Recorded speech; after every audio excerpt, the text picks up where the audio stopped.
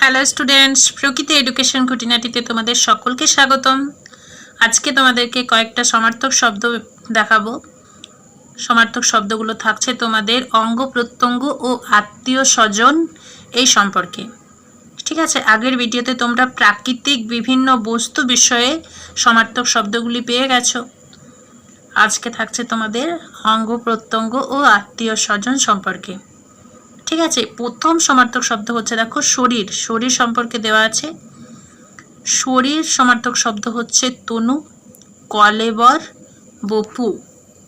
ঠিক আছে, নেক্সট হচ্ছে মুখ। মুখ সমার্থক শব্দ হলো বদন, আনন, আস্য। মুখ মানে বদনও হবে, মুখ মানে আনন সেটাও হবে, এবং মুখ মানে আস্য সেটাও হবে। নেক্সট হচ্ছে ঠোঁট।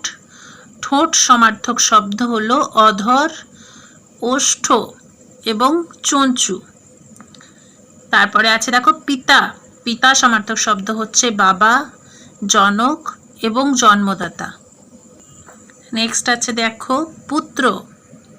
পুত্র সমার্থক শব্দ হচ্ছে ছেলে, তনয় এবং নন্দন। তারপরে আছে স্বামী। স্বামী সমার্থক শব্দ হচ্ছে পতি, ভর্তা এবং নাথ। তারপরে আছে দেখো মাথা। মাথা সমার্থক শব্দ হবে মস্তক, শির এবং মুন্ড।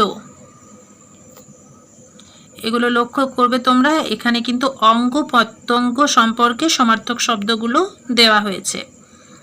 তারপরে আছে দেখো তোমরা চোখ। চোখ সমার্থক শব্দ হলো নেত্র, নয়ন এবং অক্ষি। নেক্সট আছে চুল।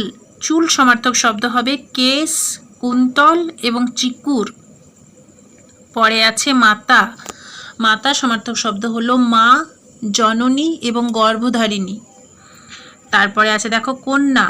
কন্যা সমার্থক শব্দ হলো মেয়ে, তনয়া এবং নন্দিনী। নেক্সট আছে স্ত্রী।